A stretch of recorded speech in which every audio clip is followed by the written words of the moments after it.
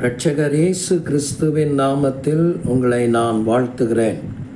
திருமறை தியான நேரத்திற்கு உங்களை அன்புடன் அழைக்கிறேன். இறை ஐக்கியத்திலே நமக்கு கிடைக்கும் மாபெரும் ஆசீர்வாதங்களில் ஒன்று அவரால் வருகிற சந்தோஷம். அது நம்முடைய உள்ளான வாழ்க்கையையும் நம்முடைய வெளியில் உள்ள எல்லா சூழ்நிலைகளையும் அது ஆட்கொண்டு இந்த சந்தோஷம் நம்மிலே கிரியை செய்யும் என்பதை நாம் திருமறையிலே கவனித்து வருகிறோம். 1 யோவான் 1 அதிகாரம் 4வது வசனத்திலே ஐக்கிய வாழ்வின் ஒரு ஆசீர்வாதமாக சந்தோஷம் இருக்கிறது என்பதை நாம் கடந்த தியானங்களிலே தியானித்தோம். அதை தொடர்ந்த தியானத்தை பிலிப்பியர் 4ஆம் அதிகாரத்தில் 4ஆம் வசனத்திலிருந்து நாம் தொடர்ந்து படித்தோம். கர்த்தருக்குள் எப்பொழுதும் சந்தோஷமாயிருங்கள் என்று மறுபடியும் சொல்லுகிறேன். கர்த்தருக்குள்ளான சந்தோஷம், இறை சந்தோஷம், அது நிலையானது, அது நிறைவானது. உலகத்தால் அதை எனக்கு கொடுக்கவும் முடியாது, அதை என்னை விட்டு எடுக்கவும் முடியாது. ஆனால் அதற்கு நான் என்ன செய்ய வேண்டும் என்கிற சிந்தனையில் கடந்த தியானத்தில் 4ஆம் அதிகாரத்தில் 11வது வசனத்தையும் 12வது வசனத்தையும் நாம் தியானித்தோம். இன்றைக்கு 4ஆம் அதிகாரம் 4வது வசனத்திலிருந்து 6வது வசனத்தையும் 7வது வசனத்தையும் நாம் கவனிக்க போகிறோம். எவ்விதமாக என் இறை சந்தோஷத்தை நான் காத்து கொள்வது, எவ்விதமாக இந்த ஐக்கியத்தின் ஆசீர்வாதமாகிய இறை சந்தோஷத்தில் நான் நிலைத்திருப்பது. கவலைகள், கஷ்டங்கள், போராட்டங்கள், உபத்திரவங்கள் இவைகள் என் வாழ்க்கையிலே பெருகும்போதுதான் இந்த சந்தோஷம் பல நேரங்களிலே என்னை விட்டு எடுபட்டு போகிறது.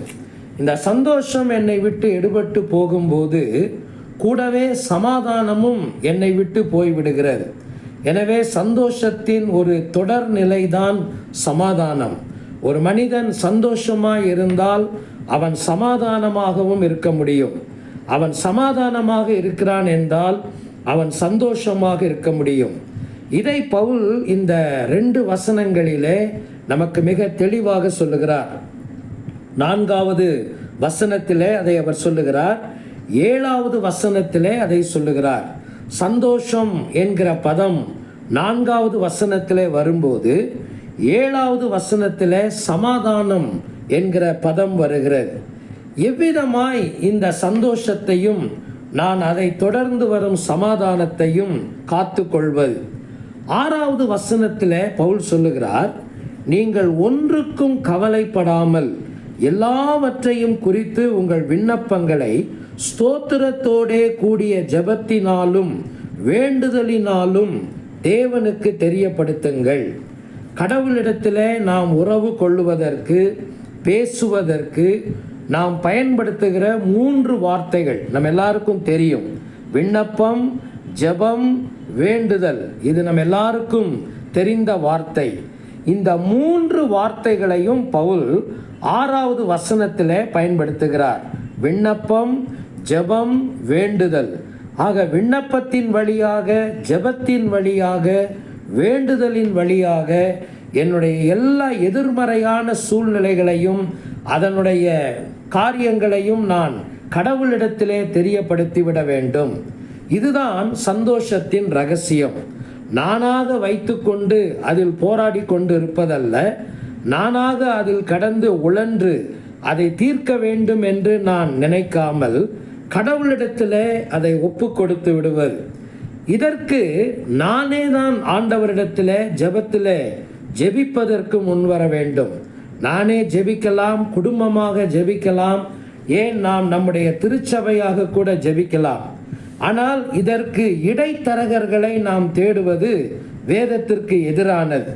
எந்த பிரச்சனையானாலும் யாரோ ஒருவர் மூலமாய் அது ஏறெடுக்கப்பட்டு அதன் வழியாய்த்தான் அல்லது அவர் மூலமாய்த்தான் எனக்கு ஒரு விடுதலை கிடைக்க வேண்டும் என்பது இன்றைக்கு இருக்கிற நவீன ஊழியர்களுடைய பெரிய ஏமாற்றுத்தனமாகும்.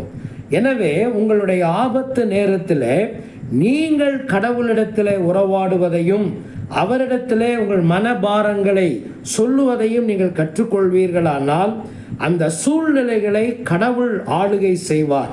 அதை எதிர்கொள்ளுவதற்கு வேண்டிய பலனை அவர் உங்களுக்கு தருவார். எனவே கடவுளிடத்தில் சொல்லிவிடுதல் என்பது முதல் பகுதியாகும். அடுத்து 7வது வசனத்திலே வாசிக்கிறோம். அது எப்படி கிரியை செய்யும்? இப்படி நான் தெரியப்படுத்தி விடும்போது எல்லா புத்திக்கும் மேலான தேவ சமாதானம் என்னுடைய இருதயத்தையும் சிந்தையையும் கிறிஸ்து இயேசுவுக்குள்ளாக காத்துக்கொள்ளும். காத்துக்கொள்ளும் என்கிற வார்த்தையின் அர்த்தம் பாதுகாக்கும் என்பதாகும். கடவுளுடைய சமாதானம் என்னுடைய இருதயத்தை தேவ சமாதானத்தோடு பாதுகாக்கும் என்பதை நாம் புரிந்து கொள்ள வேண்டும்.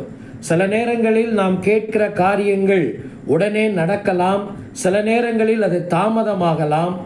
எதுவாய் இருந்தாலும் நீங்கள் கவலைப்பட வேண்டிய அவசியம் இல்லை.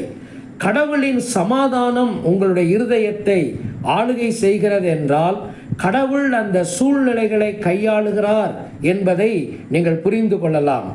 ஆண்டவர் அந்த சூழ்நிலையை கையாள வேண்டும் என்பதுதான் நமக்கு முக்கியமே தவிர அது உடனடியாக முடிவுக்கு வந்துவிட வேண்டும் என்பது நம்முடைய நோக்கமாய் இருக்கக்கூடாது. சில நேரங்களில் தாமதமாகும் போது நம்முடைய விசுவாசத்திலே நாம் தளர்ந்து விடக்கூடாது. தேவன் எல்லாவற்றையும் ஏற்ற நேரத்திலே செய்வார். அவருடைய கால கடிகாரத்திலே எதுவும் துரிதமாகவோ அல்லது எதுவும் தாமதமாகவோ நிகழ்வதில்லை. அதனதன் காலத்தில் அந்தந்த காரியங்களை அவர் நேர்த்தியாய் செய்கிறார். எனவே கடவுளின் ஆளுகைக்கு உங்களை விட்டு கொடுத்து விடுவீர்களானால் கடவுளுடைய சமாதானம் உங்கள் இருதயங்களையும் சிந்தைகளையும் பாதுகாக்கும். உங்களுடைய சந்தோஷம் நிலைத்திருக்கும், நிறைவானதாக இருக்கும். சோர்ந்து போகாதீர்கள். உங்களுக்கு முன்பாக இருக்கிற சூழ்நிலைகள் எவ்வளவு கடினமானதாக இருக்கலாம், தீர்க்க முடியாத ஒன்றாய் உங்களுக்கு தோன்றலாம், கடினமான ஒரு பார்வையை அது உங்களுக்கு கொடுக்கலாம். தேவனால் எல்லாம் கூடும் என்று விசுவாசியுங்கள். அவரிடத்திலே ஒப்படைத்து விட்டு உங்களுடைய சந்தோஷத்தையும் சமாதானத்தையும் அவருக்குள்ளே நீங்கள் காத்து கொள்ளுங்கள். இதுதான் கிறிஸ்தவம் நமக்கு போதிக்கிற பாதையாகும். எல்லாமே எப்பொழுதுமே செழிப்பாகவோ வளமாகவோ இருக்காது. வாழ்வின் கடினமான காலங்களும் நம்முடைய வாழ்க்கையில் இருக்கத்தான் செய்யும். ஆனால் கடவுளுடைய சந்தோஷமும் சமாதானமும் நம்முடைய வாழ்க்கையிலே நிலையானவைகள். இது அவரோடு இருக்கிற ஐக்கியத்தின் மிகப்பெரிய ஆசீர்வாதம். கடவுள் தாமே இந்த கிருபையிலே சிந்தையிலே இந்த நாள் முழுவதும் உங்களை நிரப்பி வழிநடத்துவாராக, பாதுகாப்பாராக.